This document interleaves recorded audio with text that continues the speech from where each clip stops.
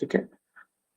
So today we will cover fundamentals, equity fundamentals आज का topic है।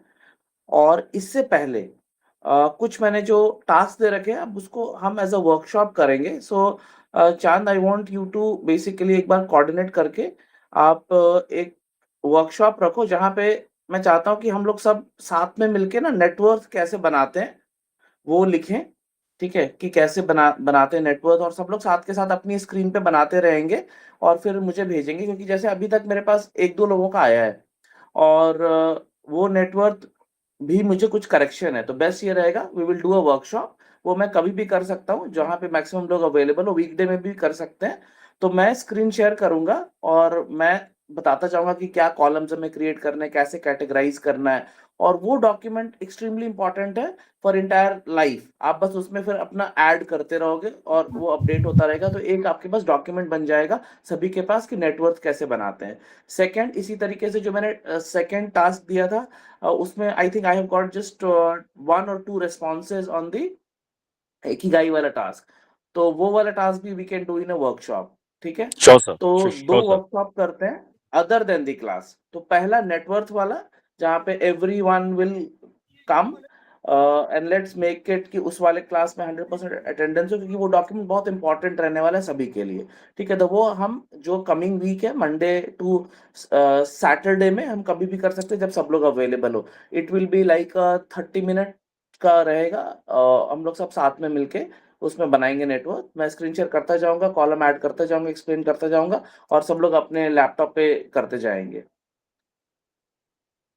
ठीक है, सो एवरीवन, चांद विल कोऑर्डिनेट और आप लोग से टाइम ले लेगा। तो सबका जो एक कॉमन स्लॉट निकल कर आएगा, जो बेस्ट टाइम, उस पे हम लोग आने वाले मंडे टू सैटरडे में एक करेंगे जिसमें हम नेटवर्क लिखेंगे अपना। ठीक है, वो अभी पेंडिंग चल रहा है, सबने अभी तक पूरा नहीं किया है। ठीक है, done. Okay sir. Done sir. Okay, ठीक है। और हमने डाउट क्लासेस की भी बात करी, हम डाउट क्लासेस भी कवर करेंगे। और डाउट क्लासेस अब आने शुरू होंगे जैसे जैसे अब हम कोर जब स्टडी करेंगे, कोर टॉपिक्स को डिस्कस करेंगे। ठीक है, okay. So with that I will kick off today's session. तो आज हम लोग का जो टॉपिक है, जो इस मॉड्यूल का टॉपिक है, उसमें हम लोग ये सीखेंगे कि कंपनीज पैसा कैसे बनाती हैं, और बहुत इंपॉर्टेंटली कि हम पीएनएल स्टेटमेंट को कैसे रीड कर सकते हैं, हमें प्रॉफिट एंड लॉस स्टेटमेंट में क्या क्या चीजें होती है और क्या इंपॉर्टेंट है, कैसे उनको पढ़ना होता है, विनिंग सेक्टर्स कैसे आइडेंटिफाई करते हैं, ये मैंने बताया था कि इसके बारे में बात करेंगे। कि जैसे मैंने अभी 10 सेक्टर निकाले हुए थे और 10 सेक्टर के बारे में बात करी थी, तो वो 10 सेक्टर कैसे निकालते हैं। सेक्टोरल एनालिसिस स्टार्ट करेंगे। ठीक है, ग्रोथ वर्सेस वैल्यू इन्वेस्टिंग को टच करेंगे। और बहुत बहुत इंपॉर्टेंट फंडामेंटल एनालिसिस का जो की होता है कि 11 से 15 मैट्रिक्स, हमें क्या चीजें चेक करनी है कंपनी में ताकि पता चल पाए कि ये अच्छी कंपनी है, बुरी कंपनी है, या बहुत अच्छी है, या बिल्कुल ही बेकार है। और रेड फ्लैग्स को समझेंगे। रेड फ्लैग्स के साथ साथ ये भी समझेंगे कि कैसे बिजनेस मोड्स को पहचानते हैं। फॉर एग्जाम्पल, एक छोटा सा एग्जाम्पल देता हूं कि अदानी पोर्ट का एक बिजनेस मोड है। क्यों? क्योंकि पूरे इंडिया में पोर्ट बिजनेस में हार्डली 2 से 3 कंपनी है, डायरेक्टली सिर्फ और सिर्फ एक ही प्लेयर है। तो वो इट्स अ नो ब्रेनर कि यार इसके पास बिजनेस मोट है। सेकंड, कि अब वो अच्छे वैल्यू पे है या नहीं, ग्रोथ कैसा है, वो सारी चीजें देखते हैं। बट बिजनेस मोड को कैसे पहचानते हैं उसके बारे में बात करेंगे। और at the same time red flags को कैसे पहचानते हैं। ठीक है, और फाइनेंशियल स्टेटमेंट्स, ये सारे टॉपिक्स हैं। ठीक है, so with that, let's start with the first topic, how companies make money. So let's make it interactive and I want all of you to answer कि companies पैसा कैसे बनाती हैं। Okay, so Dheeraj, do you want to answer that, how companies make money? Yeah, धीरज आप बताना चाहेंगे? हाँ, yeah, how companies make money, ये क्वेश्चन है कि कंपनीज पैसा कैसे बनाती हैं।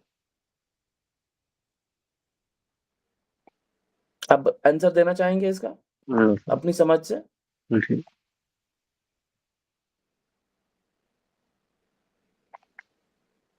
Anyone else who would want to answer? हाँ धीरज, बताइए, और भी कोई है जो बताना चाहता है कि कंपनीज पैसे कैसे बनाती है? हाँ, आप हैंड रेज कर लो, मैं नाम ले लूंगा। ये सुमित, गो अहेड। अपना बिजनेस ग्रो करके, जैसे समझ लो आज वो 1 लाख का बिजनेस कर रही है, तो कुछ महीने में कुछ Okay. सालों में वो 2 लाख 3 लाख करेगी, अपना बिजनेस ग्रो करके मैक्सिमम क्लाइंट्स तक पहुंच के वो अपना पैसा ग्रो करते हैं। ठीक है, ठीक है, okay Sumit. Anyone else who would want to answer how companies make money?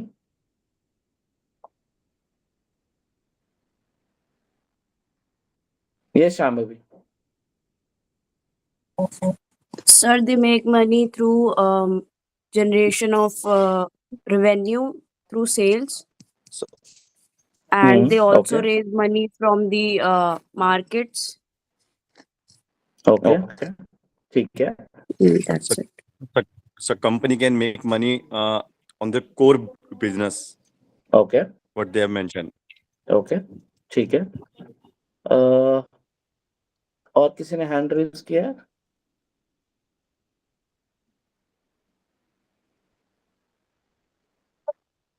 Yeah. So Kamal, yes. So companies can make money for the things like for more than the cost it makes, or like selling services or making some product and selling them that in a higher margin. Okay. Yes. Okay. Okay. ठीक है. So coming back to the model, yeah. So companies make money by selling a product, selling a service. That is the key. मतलब simple है, बहुत ही आसान शब्दों में क्या है कि कंपनी कोई सर्विस देगी, कोई प्रोडक्ट देगी और उसके बदले में आपसे पैसे लेगी, ये है. ठीक है. तो सुमित ने जो आंसर दिया था वो ग्रोथ पर्सपेक्टिव से था कि आज 1 लाख बना रही है तो कल 2 लाख बनाने के लिए वो ग्रोथ की तरफ जाएगी. That is growth. इसके अलावा शांभवी, आपके क्वेश्चन में कि वो सेल करते आपने बताया, और आपने ये भी बताया साथ के साथ कि वो पैसा रेज करती है. ठीक है. सो पैसा रेज करना is part of growth, not how companies make money. पैसा मार्केट से उठा के अपने शेयर्स बेचकर तभी तो पैसा मिलता है. ये बहुत इंपॉर्टेंट है सबको समझने के लिए. जो शांभवी वाला कमेंट था मैं उसको पकड़ रहा हूं. शांभवी का एक कमेंट था कि पैसा रेज करके भी कंपनी पैसा बनाती है. नहीं. आंसर इज कि नहीं, कब पैसा रेज करके कंपनी पैसा नहीं बना सकती है, क्योंकि जब वो तो बदले में शेयर्स बेच रही है. तो कंपनी ने अपने शेयर्स दिए और पैसा लिया. वो is not part of making money, is not part of your sales. Make money का मतलब आप सेल्स कर रहे हो. अब वो सेल किसी भी चीज से कर सकते हो, आपने जो भी जिस चीज की भी कंपनी बनाई है. ठीक है. Everyone understood? एंड सुमित, जो आपका आंसर था दैट वाज ग्रोथ, है ना? ठीक है. Everyone done? क्लियर है? ओके. सो वेरी सिंपल कि कंपनी क्या करती है, एक प्रॉब्लम को सॉल्व करती है, और उस प्रॉब्लम को सॉल्व करने के लिए या तो एक प्रोडक्ट बनाती है या फिर एक सर्विस बनाती है. ठीक है. और उसके अराउंड फिर एक बिजनेस मॉडल बनाते हैं. फॉर एग्जांपल, अगर हम जोमेटो का ले, तो जोमेटो में कोई प्रोडक्ट नहीं बेचती है, लेकिन जोमेटो में एक सर्विस देती है. उसने एक प्रॉब्लम को पकड़ा कि लोग घर बैठ के कैसे खाना खा सकते हैं, और उसके बदले में हम उन्हें जब ऑर्डर करते हैं तो कुछ पैसे रेस्टोरेंट को जाते हैं, कुछ पैसे जोमेटो को मिल जाता है. ठीक है. सो सिमिलरली जो सब कंपनी सबसे पहले क्या करती है, डिमांड देखती है या फिर किसी प्रॉब्लम को सॉल्व करती है, उसके अराउंड एक बिजनेस बनाती है, और उस बिजनेस को केटर करते टाइम जो उनको पे आउट मिलता है फॉर केटरिंग दैट सर्विस और product, that is how companies make money, by selling a product और सर्विस, और ensuring that these customers are repeated. repeat customers किसी भी बिजनेस का बैकबोन होते हैं. जब आप किसी बिजनेस को इवैल्यूएट कर रहे होते हो, मान लो कि कोई स्टार्टअप को हम इवैल्यूएट कर रहे हैं, तो वहां पे रिपीट कस्टमर्स एक्सट्रीमली इंपॉर्टेंट हो जाते हैं. कि आप कितना पैसा बना रहे हो वो इंपॉर्टेंट है, लेकिन आपके रिपीट कस्टमर्स कितने आ रहे हैं. क्योंकि अगर आप रिपीट कस्टमर नहीं बना पा रहे हो तो आप एक सस्टेनेबल बिजनेस तो बिल्कुल नहीं बना पाओगे. Okay. So everyone clear? Business model सबको समझ में आया कि बिजनेस मॉडल क्या होता है? कि जब आप एक प्रॉब्लम को सॉल्व करते हुए एक बिजनेस मॉडल बनाते हो. फॉर एग्जांपल,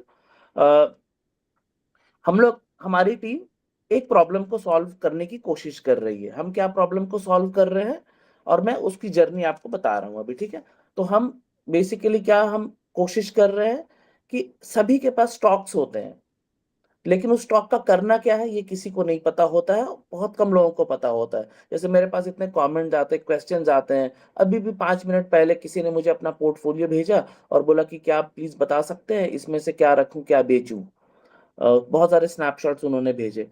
कमेंट में लोग पूछते स्टॉक का क्या करें, तो ये एक प्रॉब्लम मुझे दिखी, ठीक है। तो identifying problem is part of creating a business, ठीक है। क्लियर एवरीवन, समझ में आ रहा है? Yes, may be Yes, sir. Yes, sir. Yes, Yes, sir. sir. ठीक है। सो आइडेंटिफाइंग प्रॉब्लम, वहां से फिर जब प्रॉब्लम का पता चला तो फिर आदमी सोल्यूशन ढूंढता है। यानी जो भी एंटरप्रेन्योर है या जो भी बिजनेस बनाना चाहता है या जो भी एक स्टार्टअप करना चाहता है या फिर कोई एस्टैब्लिश बिजनेस है, तो उसका तो ऑलरेडी प्रॉब्लम आइडेंटिफिकेशन हो चुका है। बट अगर कोई नया बिजनेस बना रहा है, यस चांद please go ahead. Sir, please admit Rohan is waiting. अभी कर रहा हूँ।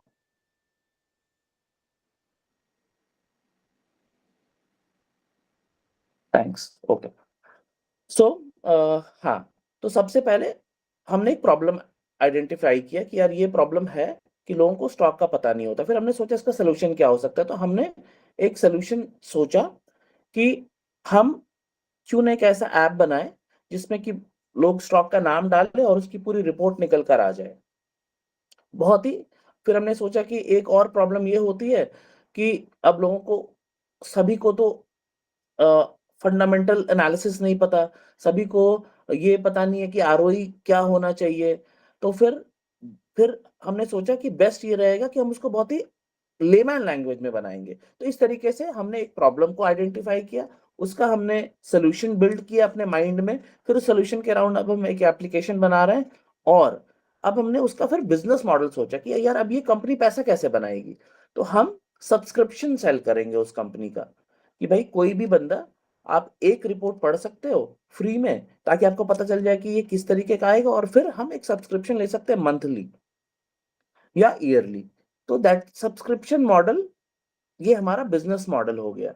तो हर बिजनेस का एक बिजनेस मॉडल भी होता है। जब आप बिजनेस बनाते हो तो एक बिजनेस मॉडल भी बन जाता है, ठीक है, कि आप पैसा कैसे बनाओगे। So this was the business model for the company that for the problem that we have identified, for the solution we have created, और उसी solution के अराउंड एक बिजनेस बनाने की हम कोशिश कर रहे हैं। और उस बिजनेस का हमने एक बिजनेस मॉडल भी डिसाइड किया, ठीक है। और यहाँ पे रिपीट कस्टमर को भी हमने अंडरस्टैंड किया कि हमारा कस्टमर, चूंकि सब्सक्रिप्शन मॉडल है, तो हमें वापस आता रहे, तो हमें पता चलेगा कि हाँ हमारे कस्टमर वापस आ रहे हैं। तो रिपीट कस्टमर भी हम ट्रैक करेंगे, यानी जो सब्सक्रिप्शन को रिन्यू करा रहे हैं, ठीक है।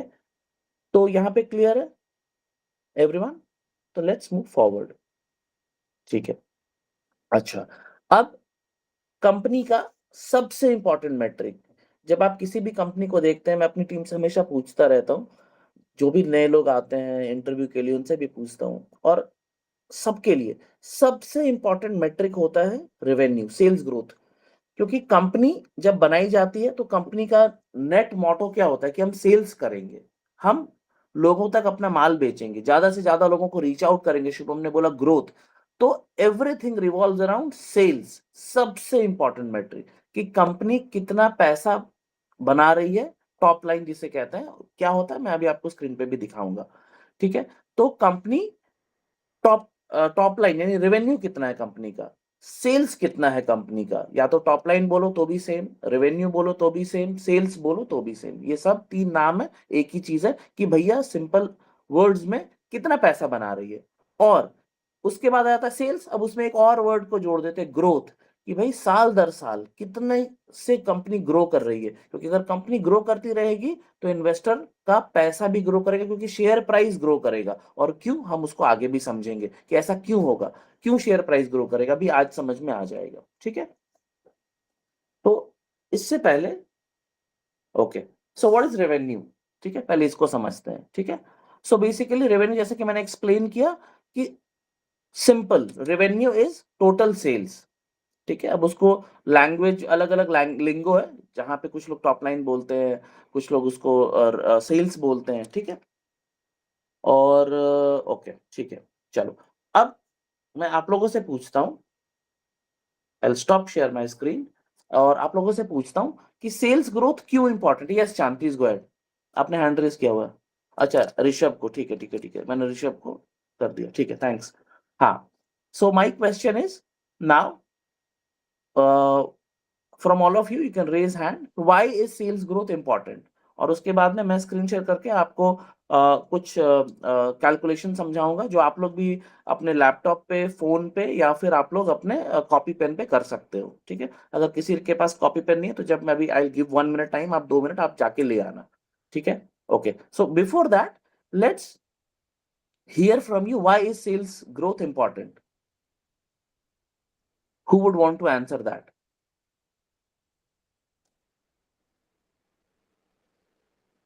Okay, Shambhavi, yes. Sir, for the daily functioning as well as expansion of the business. Okay, ठीक है।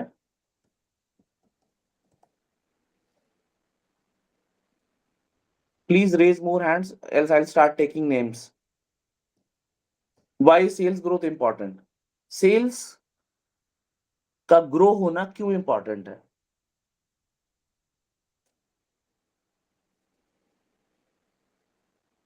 बताओ।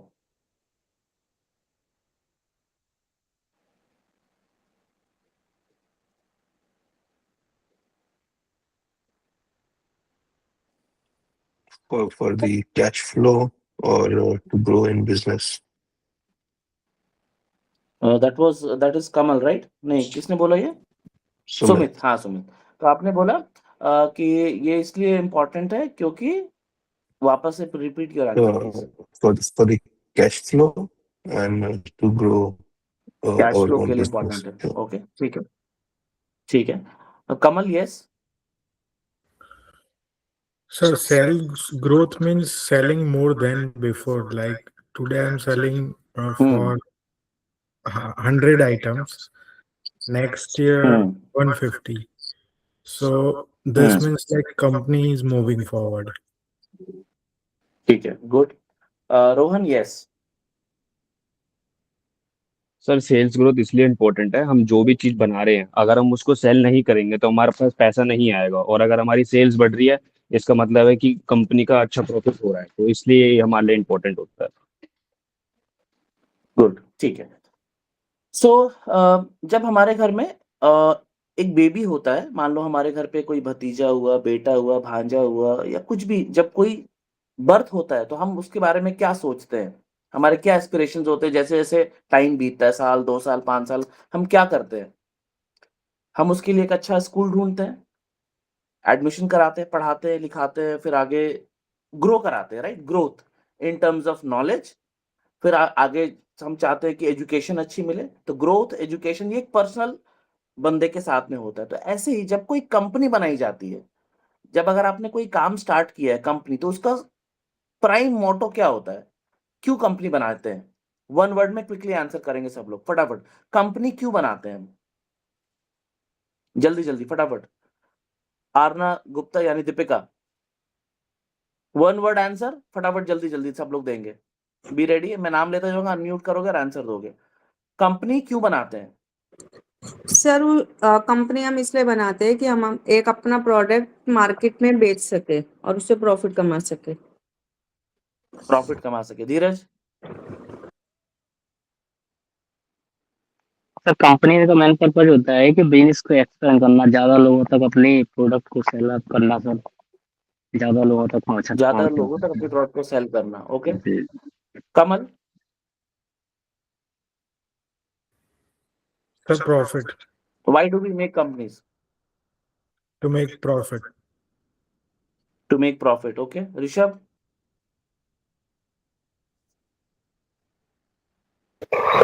Good morning, sir. Hi, good morning. Sir company इसलिए बनाते हैं कि आगे की अपनी सेटअप बनाने के लिए, मतलब फ्रैंकली सॉरी, मैं अब जस्ट वोक अप, तो मतलब सर सेटअप सेटअप बनाने बनाने के लिए, ठीक है। ओके ओके, और ठीक है। शशांक, कैपिटल रेज करने के लिए, और यानी कि टैक्स लाइबिलिटी इंडिविजुअल बेसिस पे ना आए। ठीक है। श्रीकांत,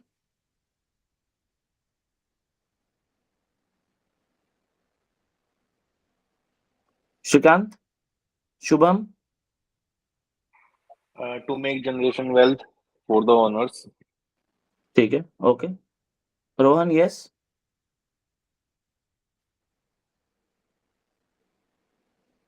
यस रोहन, आपने हैंड रेज किया, एक बताइए। बिजनेस बिजनेस इसलिए बनाया जाता है कि एक तो मतलब जो प्रॉब्लम फेस हो रही होती है जो कस्टमर्स को, उसके लिए मतलब जो भी मतलब प्रॉब्लम फेस हो रही है उसको सॉल्व करने के लिए, एंड सेकंड अपना पैसा कमाने के लिए। ठीक है, गुड। सो बहुत सारे आंसर आप लोगों ने दिए, बहुत सारे कॉम्प्लेक्स आंसर भी दिए। जैसे शशांक ने बहुत कॉम्प्लेक्स आंसर बताया कि टैक्स लाइबिलिटी कम करने के लिए कंपनी बनाई जाती है, ताकि इंडिविजुअल टैक्स ज्यादा ना लगे, कंपनी के नाम पे टैक्स आए। ठीक है। कुछ लोगों ने ग्रोथ की बात करी, कुछ लोगों ने रीच की बात करी कि रीच हम बढ़ाना चाहते हैं, ज्यादा लोगों तक अपना प्रोडक्ट बेच पाए, ऐसा दीपिका ने बोला। ऐसा आई थिंक धीरज का भी कुछ इसी तरह का आंसर था। जो कंपनी हम क्यों बनाते हैं, तो सबसे सटीक आंसर शुभम और रोहन का मैं बोलूंगा कि कंपनी हम बनाते हैं पैसे बनाने के लिए, सिंपल। शुभम का आंसर था जनरेशनल वेल्थ बनाना भैया मुझे, तो मैं इसलिए कंपनी बना रहा हूं। तो कंपनी बनाने का सोल मोटो एक एंटरप्रेन्योर का होता है, ए, कि वो किसी प्रॉब्लम में बिलीव करता है कि यार ये प्रॉब्लम सॉल्व होना चाहिए। एक तो ये होता है, ठीक है। सेकंड, ये भी रोहन ने टच किया कि भाई हम कुछ प्रॉब्लम को सॉल्व कर रहे हैं, जो लोगों को जरूरत है वहां पे हम केटर कर रहे हैं।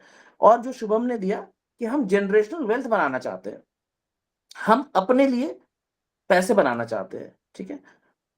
इसलिए कंपनी बनाई जाती है। And of course there are 10% founders जो किसी प्रॉब्लम में बिलीव करते हैं और उसको सॉल्व करने की कोशिश करते हैं, लेकिन वो भी डिराइव इसीलिए हो रहा होता है अंटिल अनलेस आपने एनजीओ खोला है।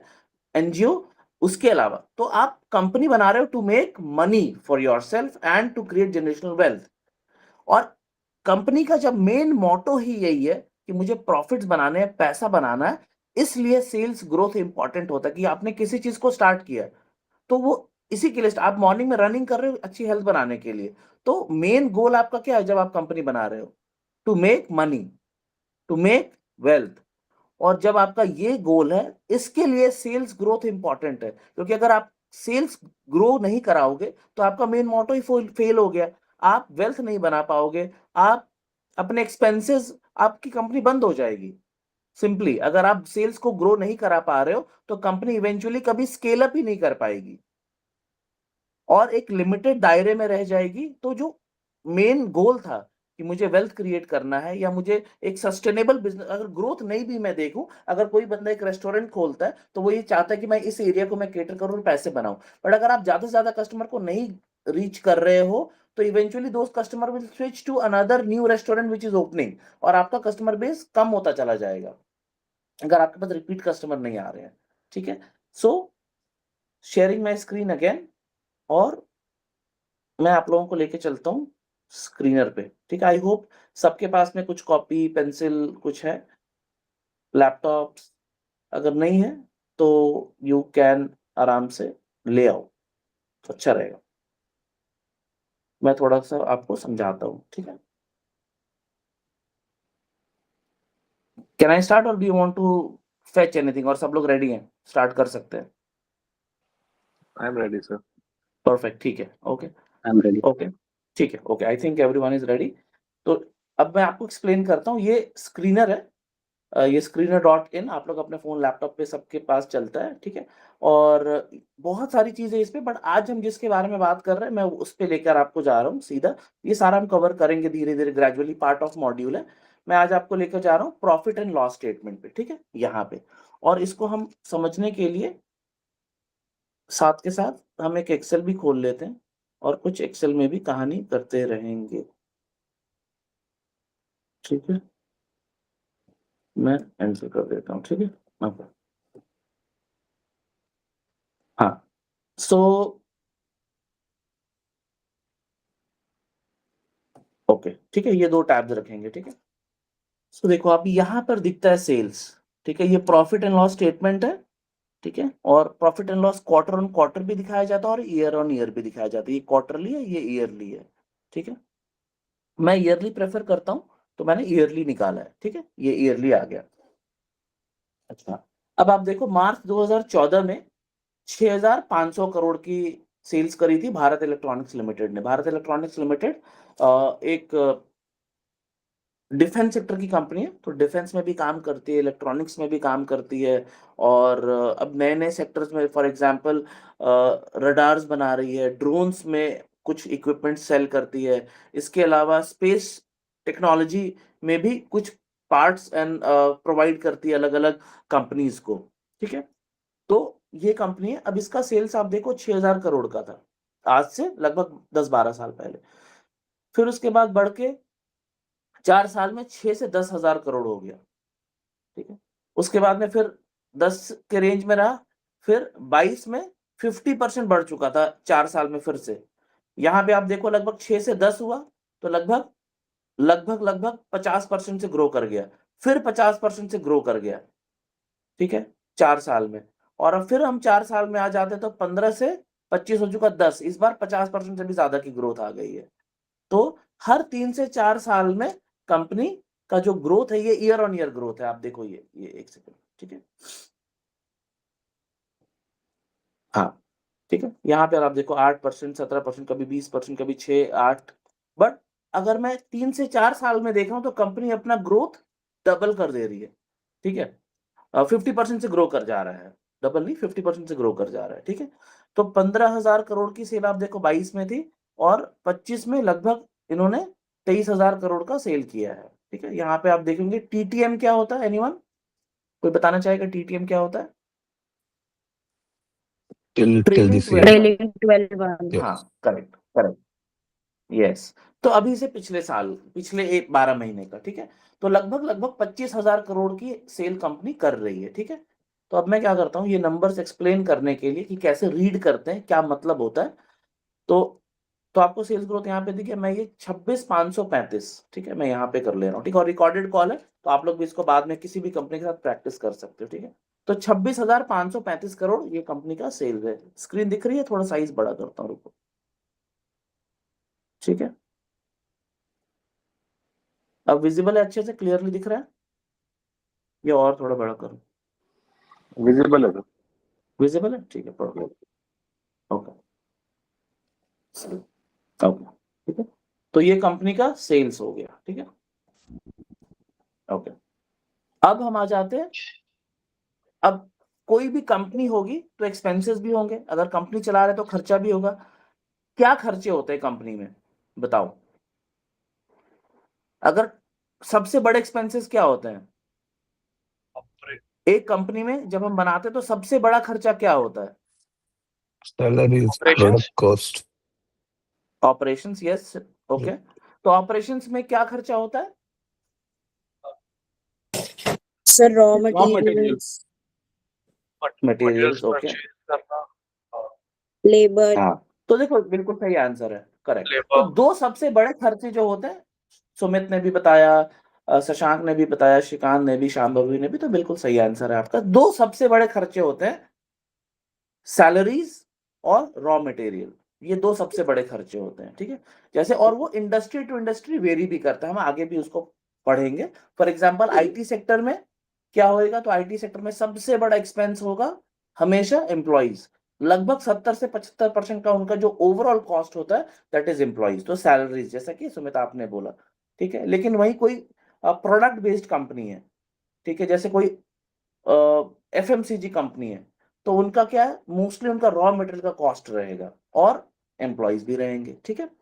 तो ये दो सबसे बड़े खर्चे होते हैं। आप यहाँ पे देखो एक्सपेंसेस को, अब मैं डबल क्लिक करता हूं तो आ गया, ठीक है। लगभग इनका मटेरियल कॉस्ट 50%, जितना भी पैसा खर्चा करते हैं उसका 50% लगभग, ये लगभग आप देखो रेंज है ना, 58, 52, 50, लगभग आधा पैसा चला जाता है रॉ मटेरियल में, ठीक है। उसके बाद मैन्युफैक्चरिंग कॉस्ट सिर्फ 2% है, ठीक है। एम्प्लॉय कॉस्ट 12% है इनका, ठीक है, और अदर कॉस्ट मिसलेनियस 7% है, ठीक है। तो ये मैं बंद कर देता हूँ। एक्सपेंसेस हुए कंपनी में लगभग 18 652, ठीक है। तो मैं यहाँ पे लिख देता हूँ एक्सपेंसेस, ठीक है, 18,652, ठीक है।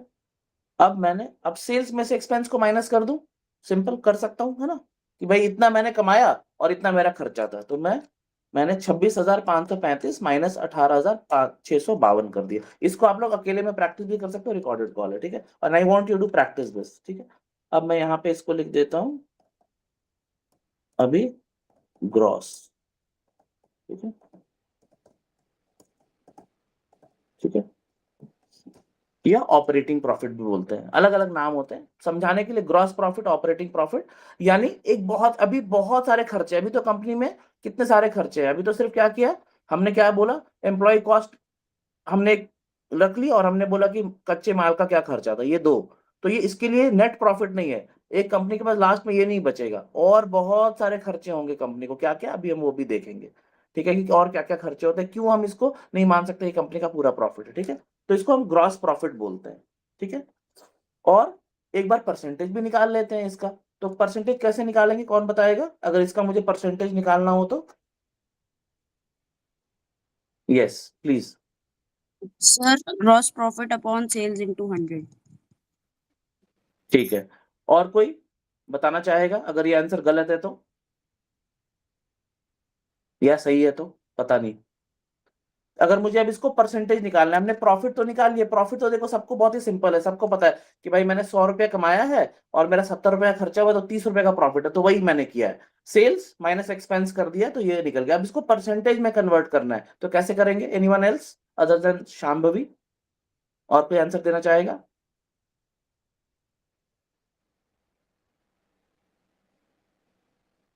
मैं नाम ले लेता हूँ फिर, श्रीकांत।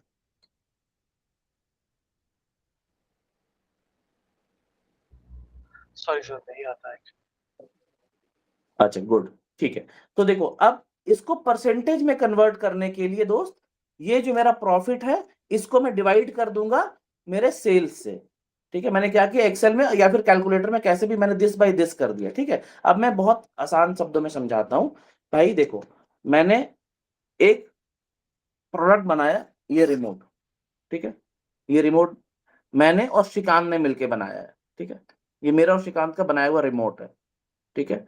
अब हम इसे बेचना चाहते हैं, तो हम शांभवी के पास गए और हमने इसको बेच दिया 85 रुपए में, 85 रुपीज में।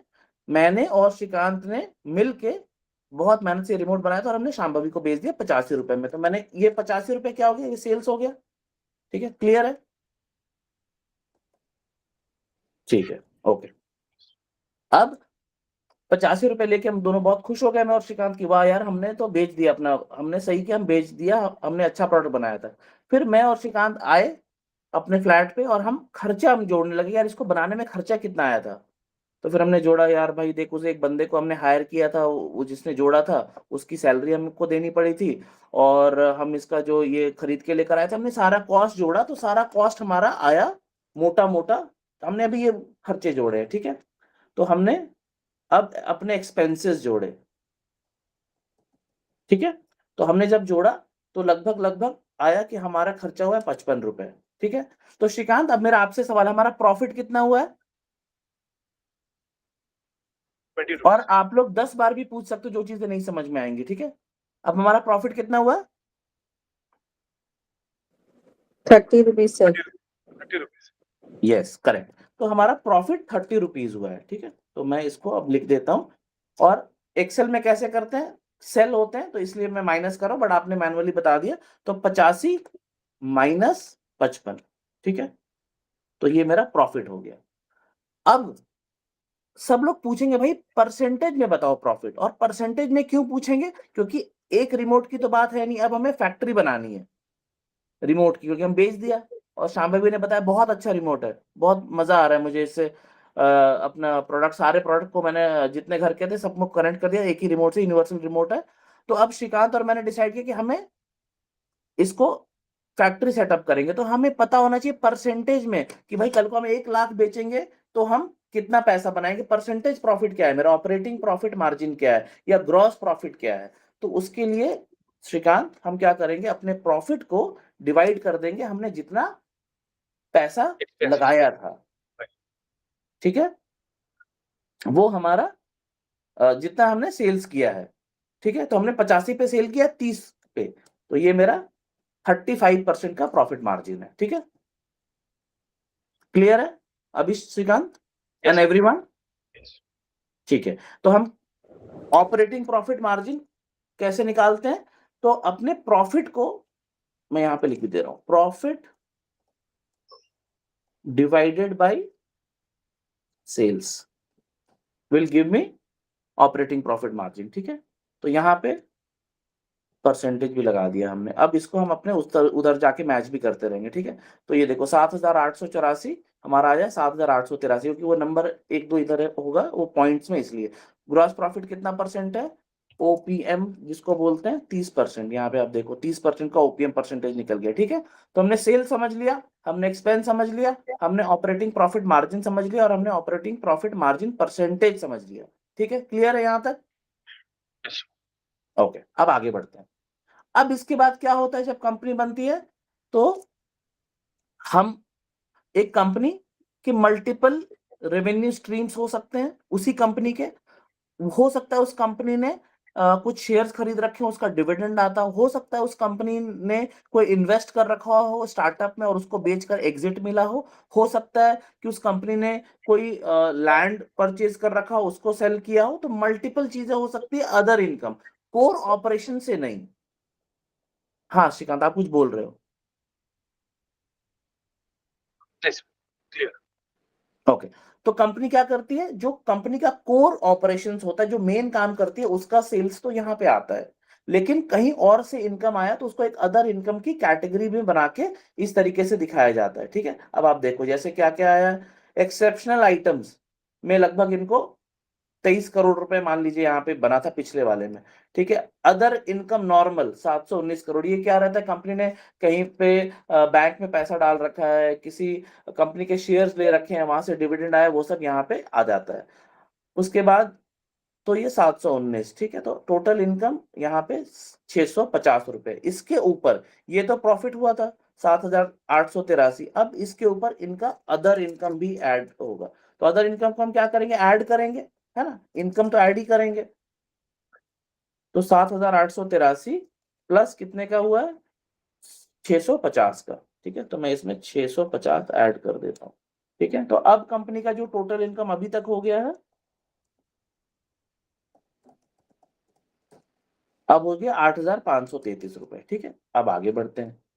अब इसके बाद क्या हुआ, इंटरेस्ट, कंपनी को इंटरेस्ट पे करना पड़ा है, ठीक है, 11 का, ठीक है, तो इंटरेस्ट जब अब क्या होता है, कोई भी मैन्युफैक्चरिंग कंपनी है या फिर हमारी रिमोट बनाने वाली कंपनी थी, हमें कुछ पैसे उधार भी लेने पड़ते हैं, डेप्ट लेना पड़ता है, और उसके बदले में हर पैसे पे हमें इंटरेस्ट पे करना पड़ता है, तो यहाँ पर इंटरेस्ट कितना पे करना पड़ा है कंपनी को, 11, ठीक है, तो इंटरेस्ट तो ये होगा माइनस होगा, और ये अदर इनकम हमेशा प्लस होगा, ठीक है, तो अब इनकम है तो दिस माइनस 11 कर दिया मैंने, ठीक है, तो 8,500 हो गया, 22 रुपए करोड़।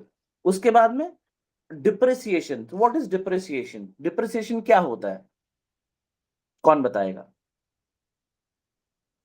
जैसे आपने सुना होगा कि car is a depreciating asset, है ना, तो कौन आंसर करेगा? हाँ श्याम भाई बताइए।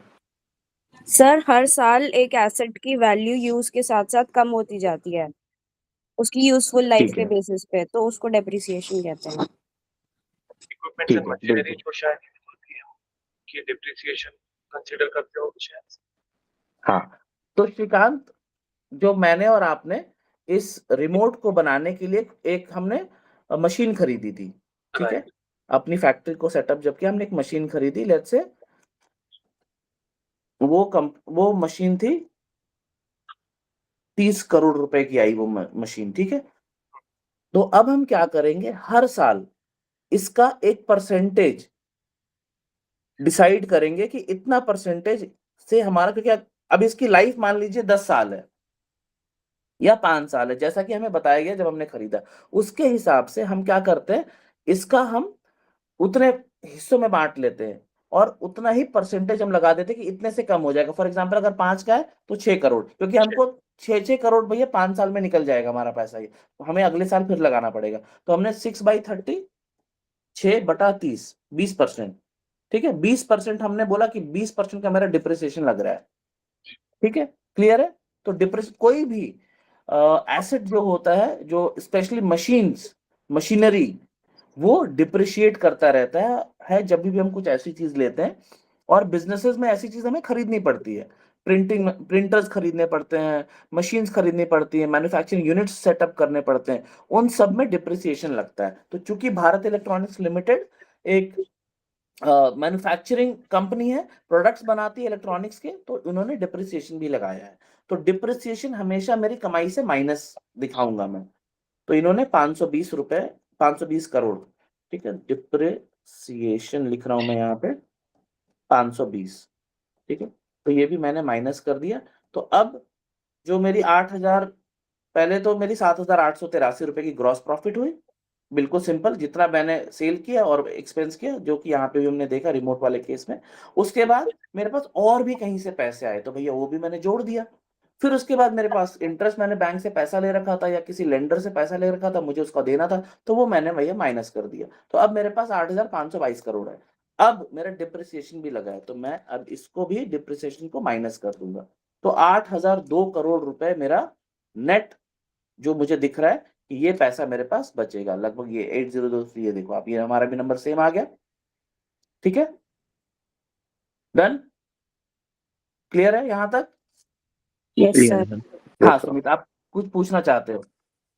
यस सर, मेरा एक क्वेश्चन है कि अदर इनकम में एग्जैक्टली क्या होता है, कंपनी अदर हाँ। इनकम, क्योंकि ये डिफरेंट नंबर्स रहते हैं एवरी मंथ और एवरी क्वार्टर, तो ये हाँ एग्जैक्टली करेक्ट। क्या तो ये होता है? आपका सेल्स का नंबर नहीं रहता है, ये रहता है यस, कि आपने कोई इन्वेस्टमेंट कर रखी है, आपने कहीं पे पैसा दे रखा है, आपने कोई लैंड बेची है, तो basically not part of your normal income.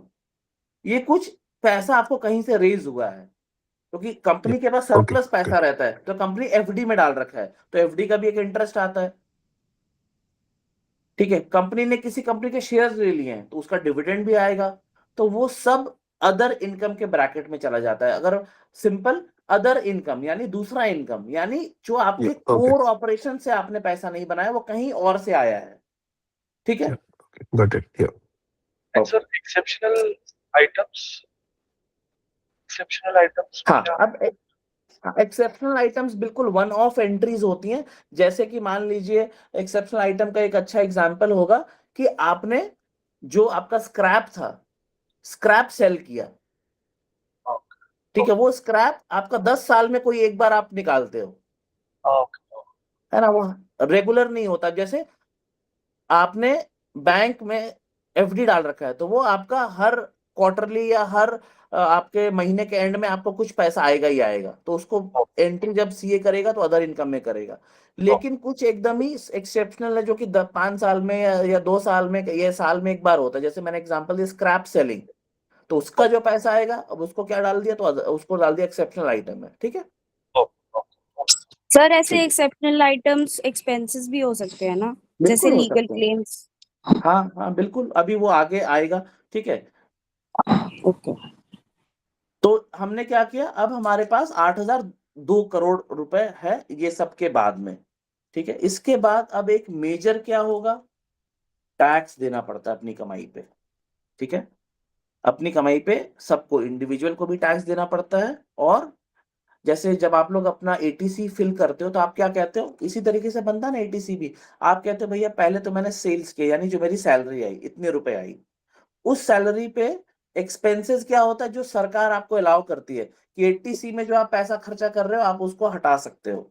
आप अगर कोई बच्चे का पढ़ाई, इसके ऊपर अगर बच्चे की कोई पढ़ाई कर रहे हो तो उसका भी क्लेम कर सकते हो। अगर आपने कोई गाड़ी ले रखी है उसका पेट्रोल का, वो एटीसी के ऊपर भी क्लेम कर सकते हो। अलग अलग आपको सरकार प्रावधान देती है, अपॉर्चुनिटीज देती है कि जिसको आप अपने एक्सपेंसेस कॉल आउट कर सकते हो। तो आप क्या करते हो, अपने सेल्स में से वो सारी चीजें कम करते चले जाते हो, ठीक है। लेकिन उसके बाद जो आपका कमाई नेट बच जाता है उस पे आपको टैक्स देना पड़ता है। तो टैक्स देने के बाद में जो फिर सैलरी आती है, आप उसको बोलते हो नेट पैसा, तो मेरे पास ये आया, करेक्ट।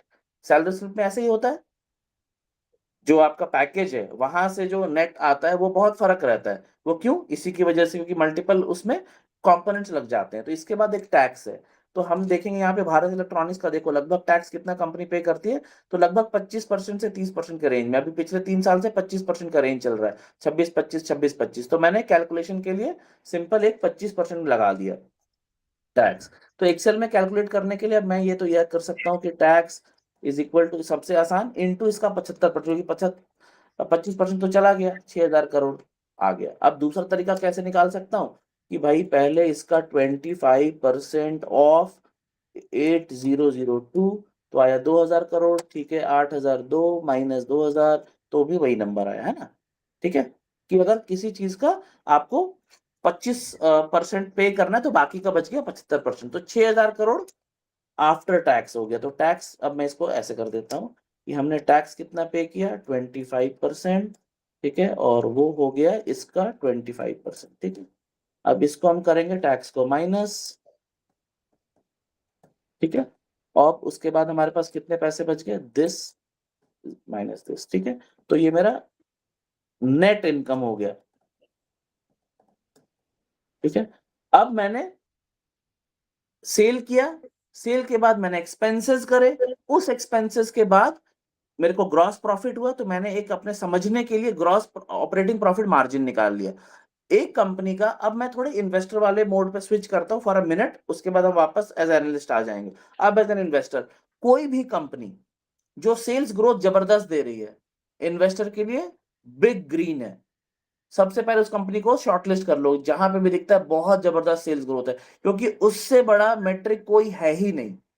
सेकंड, अगर ऑपरेटिंग प्रॉफिट मार्जिन अच्छा है तो गुड, और अच्छी बात है कि कंपनी का प्रॉफिट मार्जिन बहुत जबरदस्त है यार। मतलब अगर 100 रुपया बेचेगी तो भाई हर 100 रुपए पे 30%, 30 रुपया का तो मार्जिन है कंपनी का, बहुत बड़ी बात है। कुछ एग्जाम्पल्स होते हैं जो बहुत कम मार्जिन पे काम करते हैं, for example page industries, jockey, अगर आप उसका देखोगे तो आपको बहुत कम दिखेगा ऑपरेटिंग प्रॉफिट मार्जिन।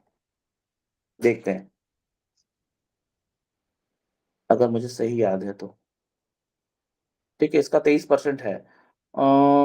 और भी कुछ एग्जांपल्स जिसका ऑपरेटिंग प्रॉफिट मार्जिन बहुत कम, जैसे आईटी इंडस्ट्री कोई भी देखोगे तो बहुत अच्छा रहेगा, आईटी इंडस्ट्री का ऑपरेटिंग प्रॉफिट मार्जिन अच्छा रहता है, ठीक है, 30s के रेंज में देखो आप ऑपरेटिंग प्रॉफिट मार्जिन है, ठीक है। I am trying to find an example जहां पे कि ऑपरेटिंग प्रॉफिट मार्जिन बहुत कम होता है फिर भी कंपनी बहुत अच्छी है, क्योंकि उनका सेल्स का नंबर बहुत मैसिव होता है, ठीक है। For example let's see, an FMCG company try करते हैं, ठीक है।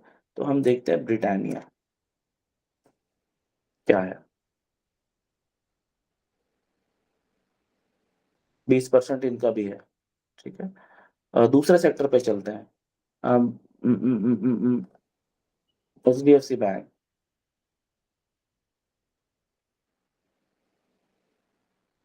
ठीक है। यहाँ पे बैंक्स को कैसे एनालाइज करते हैं वो मैं एक्सप्लेन करूंगा, बहुत इंटरेस्टिंग स्टडी होगी है कि यहाँ पे आपके सारे मैट्रिक चेंज हो जाते हैं, आप बहुत अच्छे अच्छे मैट्रिक नए सीखते हो, कासा, आरओए, वो सब हम देखेंगे, ठीक है। इसके अलावा एक और कंपनी ट्राई करता हूँ, एक और सेक्टर जहाँ पे कि लो प्रॉफिट मार्जिन हो, लो ऑपरेटिंग प्रॉफिट हो, लेकिन फिर भी वो पैसा बनाते हैं क्योंकि उनका सेल्स का नंबर बहुत अच्छा होता है, तो 2%, 5% पे भी उनका पैसा बन जाता है। Let me try a sector like Anantraj, Anantraj का भी अच्छा है।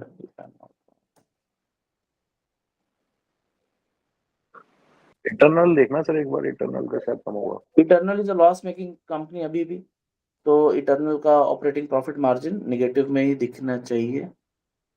ये देखो 2% पे काम कर रही है सर, 1-2% पे,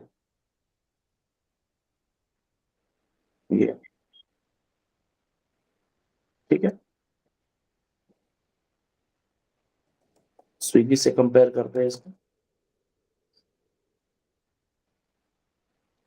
स्विगी देखो पैसा बना ही नहीं पा रही है, -13-14% चल रहा है, 6,000 करोड़ का सेल करती है, उससे ज्यादा पैसा खर्चा कर देती है। कहाँ जाता है ये पैसा? तो मेटेरियल कॉस्ट है और एम्प्लॉय कॉस्ट है, ठीक है, लॉस में रह रही है company, operating profit margin negative है। ठीक है, वापस आ जाते हैं यहाँ पे। तो अभी हमारे पास टैक्स लग के अब 6000 करोड़ बन गया। ठीक है, अब एक दूसरा, अब ये मेरा था, इसको हम कहते हैं टॉप लाइन, टॉप लाइन। ठीक है, और इसको हम कहते हैं बॉटम लाइन। ठीक है, इन दोनों को मैं हाईलाइट कर देता हूं। ठीक है, तो अब मेरा नेट इनकम आ गया है। अब मैं क्या करूंगा, एक और मैट्रिक को समझते हैं, ईपीएस, अर्निंग पर शेयर। ठीक है, अभी मैं फाइनेंशियल स्टेटमेंट समझा रहा था तो ये सारी चीजें कवर करें, इनको हम इंडिविजुअली भी अभी कवर करेंगे, ईपीएस कैसे क्या होता है और भी सारी चीजें। ठीक है, अभी ईपीएस पे आता हूं मैं। तो अब ईपीएस कैसे होगा, कोई बताना चाहेगा कैसे निकल सकता है? ईपीएस का मतलब होता है अर्निंग पर शेयर। तो बहुत ही, अब श्रीकांत वाले पे रिमोट मेरा और इसका था, तो हम दोनों 50% के मालिक थे इस कंपनी में। तो हमने क्या किया, हमारे को जो भी प्रॉफिट हुआ, यहाँ पे 30 रुपए का प्रॉफिट हुआ, उसके अलावा हमें थोड़े पैसे और खर्चने पड़े। ठीक है, जैसे कि हमने जिस जगह को रेंट पे ले रखा था, हमको थोड़ा उसको भी देना पड़ा रेंट। उसने बोला भाई तुमने 2 दिन मेरी फैक्ट्री में आके काम किया था तो मुझे उसका भी देना पड़ेगा। हमने 5 रुपए वहां दे दिया, तो हमारा ये बच गया 25 रुपए। इसके बाद फिर हमें थोड़ा और कुछ हमने जोड़ा नहीं था। अरे यार, हम उस दिन ऑटो पे वहां गए थे, उस दिन हम वहां पे हमने कार से राइड किया था, वो तो जोड़ा ही नहीं, उसका भी हमने लगाया, तो यार और 2-3 रुपए निकल गए, हमारे 22 रुपए निकल गए, अब बच गए फाइनली। तो अब हम दोनों 50-50% के मालिक हैं। तो हमारा पर शेयर अर्निंग कितना हो गया, बाई 2, 11 रुपए। तो 11 रुपए श्रीकांत को मिल गया, 11 रुपए मुझे मिल गए। ठीक है, ये हमारा हो गया अर्निंग पर शेयर। तो मैंने कैसे निकाला, अब इसी एग्जांपल को सोच के बताओ कि यहाँ पे अर्निंग पर शेयर कैसे निकलेगा। ये मैंने एग्जांपल बताया मेरा और श्रीकांत वाला, अब उसी एग्जांपल को रिलेट करो, थोड़ा सोचो और मुझे बताओ अर्निंग पर शेयर यहाँ पे कैसे निकलेगा। हाँ श्याम भी बताइए। सर जो भी हमारी अर्निंग्स हुई है हाँ अपॉन में जितने भी टोटल नंबर ऑफ शेयर्स है। ठीक है, ओके ओके गुड। और कोई बताना चाहेगा?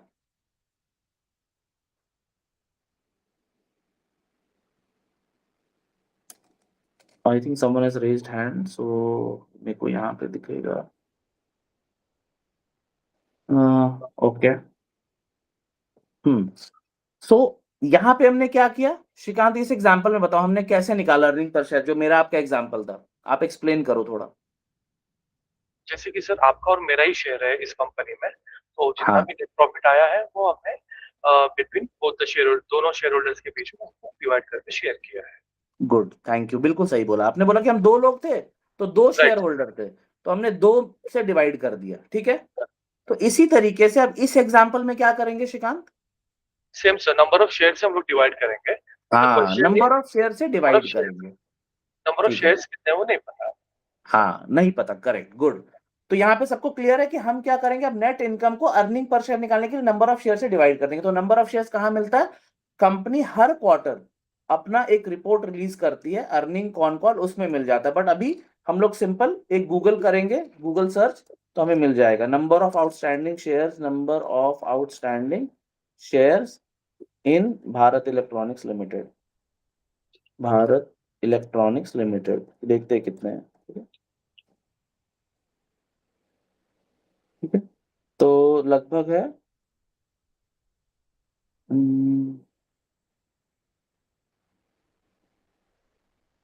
ठीक है, ये नंबर उठा लेते हैं। ठीक है, ये ठीक है,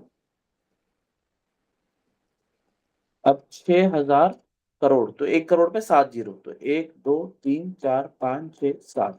ठीक है, और शेयर्स कितने हैं, नंबर ऑफ इक्विटी शेयर्स 731। ठीक है, तो अब दिस डिवाइडेड बाय 7310648 ठीक है, ये देखो आ गया 8 रुपए के आसपास। और यही चीज यहाँ पे हमें दिख रही है, यहाँ पे आप देखोगे तो ये देखिए यहाँ पे, ये देखो बीएल पे चलते हैं,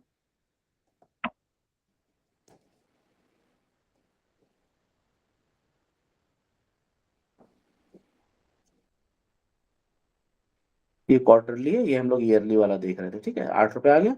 ठीक है, करेक्ट। तो ये हमने पूरी जर्नी को आज समझा है। ठीक है, सेल से लेकर ईपीएस तक को। अब जो इसका outcome sales growth very important metric and the most important metric. जब भी आप एज एन इन्वेस्टर देखोगे, एज एन एनालिस्ट देखोगे, सबसे इंपॉर्टेंट आपको देखना है कि भाई सेल्स ग्रोथ क्या है, कम से कम डबल डिजिट में तो होना चाहिए। जो कंपनी हर साल डबल डिजिट में ग्रो कर रही है, वहां पे मैं उसको शॉर्टलिस्ट करना चाहूंगा as a investor, as an analyst. ठीक है। सेकेंड चीज, ऑपरेटिंग प्रॉफिट मार्जिन हाई है तो और आइसिंग ऑन द केक है कि एक तो कंपनी ग्रो भी बहुत अच्छा कर रही है और हेल्दी ऑपरेटिंग प्रॉफिट मार्जिन है, तो कंपनी कभी भी स्ट्रेस में नहीं रहेगी। क्यों?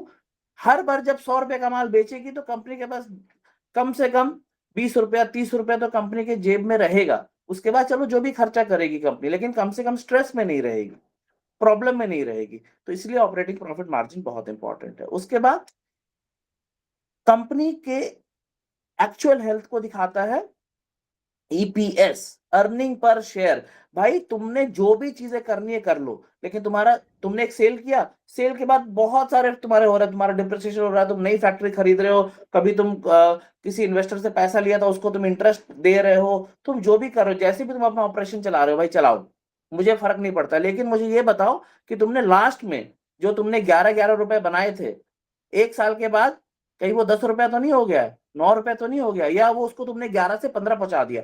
मतलब श्रीकांत और रितेश अच्छे से काम कर रहे हैं, अर्निंग पर शेयर बढ़ा रहे हैं, हर शेयर की कमाई बढ़ रही है। उस सेल और अर्निंग पर शेयर, एक्चुअल कमाई के बीच में तुम जो भी कर रहे हो, मुझे एज एन इन्वेस्टर नहीं पता, वो धीरज को, वो दीपिका को, वो शांभवी को, सुमित को, किसी को कुछ नहीं पता। उनको ये मतलब है कि भाई एक तो तुम बताओ सेल्स कर रहे हो ना, हाँ कर रहे हैं, अच्छे से ग्रो कर रहे हो डबल डिजिट में, हाँ जी कर रहे हैं। अच्छा अब मुझे अर्निंग पर शेयर बताओ, वो ग्रो करा पा रहे हो? क्योंकि तुम बीच में क्या कर रहे हो मुझे क्या पता, तुम दोनों की कंपनी है, तुम दोनों क्या फैक्ट्री चला रहे हो, क्या जाते हो टाइम पे, क्या सेल करते हो, क्या किसको सैलरी देते हो, हमें क्या पता। तुम दोनों का बिजनेस है, मैं थोड़ी आऊंगा डेली देखने के लिए तुम कैसे काम कर रहे हो, किससे तुम पैसा उधार ले रहे हो, उस पैसे के बदले में तुमने 2% ब्याज पे उठाया कि 40% पे, मुझे क्या पता। मुझे बताओ अर्निंग पर शेयर, लास्ट की चीज बता दो, नेट खत्म करो कहानी। तो बोला कि अर्निंग पर शेयर ग्रो कर रहा है या नहीं कर रहा है, तो ये इसलिए अर्निंग पर शेयर इंपॉर्टेंट हो जाता है। अभी क्वेश्चंस, या Sumit go ahead. So basically EPS जो होता है वो लास्ट ईयर, मतलब लास्ट जो मेनी ईयर्स उसको देखना है और वो कंटिन्यूअसली ग्रो होना चाहिए। हाँ, तो ये ग्रीन सिग्नल है, सेल्स भी बढ़ रहा ओके है और ईपीएस भी ग्रो कर रहा है, ये दोनों सबसे इंपॉर्टेंट मेट्रिक है। बीच में आ गया ओपीएम भी। ओपीएम क्या है? स्ट्रेस टेस्ट है कि कंपनी स्ट्रेस को संभाल लेगी ना। तो अगर कंपनी का ओपीएम अच्छा है, हेल्दी है, तो कंपनी उसको झेल जाएगी, संभाल लेगी। ठीक है, ओके क्लियर है? yep. ठीक है, ओके। सो अब मैं रिकैप कर रहा हूं कुछ चीजें जो हम करने वाले आगे। इस हफ्ते हम एक नेटवर्थ की क्लास करेंगे, that will be our first workshop. Second workshop हम एक इकिगाई वाली करेंगे। थर्ड वर्कशॉप हम ये जो आज हमने किया है ये आप लोग सब साथ के साथ करोगे। मैं सबको एक एक कंपनी असाइन करूंगा और ये कैलकुलेशन जो ये मैंने एक्सेल बनाया है, ऑल टाइप कर रहा हूं मैं, ये आप लोग मेरे साथ के साथ में बनाओगे जो ये एक्सेल मैंने तैयार किया है। ठीक है, ये, और अभी मैं ये वाला सेव करो, लेकिन अभी मैं ये नहीं भेजूंगा, अभी आपको खुद से करना है रिकॉर्डिंग देख के कि कैसे कैसे बनाया था। और कोई स्ट्रेस नहीं है, कोई टेंशन नहीं, मेरे साथ में हम लोग इसका वर्कशॉप करेंगे, सबको एक अलग अलग कंपनी दूंगा, आप लोग स्टार्ट करोगे सेल से और ईपीएस तक पहुंचाओगे उसको। ठीक है, डन। यहाँ से जो अब हमारी क्लासेस हैं, जो डिस्कशंस हैं, जो हम लोग सीखने की, अब यहाँ से इंटरेस्टिंग होता जाएगा, क्योंकि यहाँ तक हमने टॉपिक को कवर किया था, ओवरऑल एक समझ रहे थे, अब बेस सेटअप कर रहे थे। यहाँ से अब हम एक्चुअल एनालिसिस करते जाएंगे। अभी things will get more interesting जब हम एक्चुअल मैट्रिक्स को समझना स्टार्ट कर देंगे, कंपनी में कैसे देखते हैं, क्या देखते हैं। ठीक है, मैंने आप लोग सबको प्रॉमिस किया है कि by the end of our session, जब पूरा कोर्स खत्म हो जाएगा, तो आप लोग सब बहुत ही आसानी से अच्छी कंपनी ढूंढ के निकालना शुरू कर दोगे। एक चीज मैं और दिखाता हूं आपको, ये देखो आप, अभी मैंने ये कल ही पब्लिश किया, ये देखो आप, यहां से आप देखो दिसंबर, जनवरी, फेब, मार्च, अप्रैल, ये मेरा अल्फा कम्युनिटी का रिजल्ट है जिसको मैंने कल पब्लिश भी किया था। एक भी ट्रेड दिसंबर से लेकर अभी तक रेड में नहीं है, एक सिंगल भी नहीं। ठीक है, ये दो लिखा है मैंने, नॉट मेट फॉर फ्यू, क्योंकि उन्होंने थोड़ा बाद में एंट्री लिया था तो उनका नहीं हो पाया, उस दिन वो बेच नहीं पाए तो उनका फिर गिर गया ऐसे करके। बट आप देखो सबका टारगेट मेट है, ये फ्लूक तो नहीं हो सकता ना, इतने सारे ट्रेड्स दिसंबर, जब कितना मार्केट गिरा था, December, January, Feb, March, April, every trade is in green. आप देखो कितने में 10% हुआ है, कितने में 5% हुआ है। यहाँ भी हम जाएंगे, मैं एक एक ट्रेड आपको दिखाऊंगा। एक ऐसा भी टाइम आएगा इसी पे कि जेके टायर जिस दिन दिया था 5 दिसंबर को, उस व्हाट्सएप पे है दिया था, व्हाट्सएप कम्युनिटी है। तो अब मैं आपको ये बता रहा हूँ कि by end of this entire discussion you will have capability, आप सबके पास ये कैपेबिलिटी होगी कि आप बहुत आसानी से अच्छी कंपनीज को ढूंढ के निकाल लोगे। ठीक है, चलो आज के लिए इतना ही। अगर कुछ लास्ट कमेंट है, क्वेश्चंस है, सबको चीजें समझ में आ रही है, अच्छा लग रहा है, तो वो अगर कुछ है तो बता सकते हो, and then will wrap up. Yes Chand. So, workshop we can set up on coming next Saturday, same timing. I think everyone will be कर सकते हैं, agree कर with that. सकते हैं सैटरडे को 10 AM टाइप्स। आप ना वो डाल दो, जैसे व्हाट्सएप पे ना वो डाल देना, वोटिंग वाला होता है ना, कुछ 2 ऑप्शन डाल दो, Right. जिसमें सब लोग ज्यादा होंगे वैसे कर लेंगे। Sure. Yeah. ठीक है, क्लासेस पे किसी का कोई फीडबैक, चीजों समझ में आ रही है, फॉलो कर पा रहे हो आसानी से? मैं ट्राई करता हूँ कि एकदम आसान भाषा का इस्तेमाल करूं, लिंगो नहीं ज्यादा, और समझाऊं तो सबको समझ में आ रहा है, अच्छा लग रहा है? Yes sir. Yes sir. चलिए ठीक है, बढ़िया। Okay, take care, bye, enjoy your Sunday, और मिलते हैं वर्कशॉप में। Thank you everyone. Thank you. everyone. Thank you, sir. Bye, Thank you, sir. Bye bye, bye, Bye. Thank you, sir. Bye.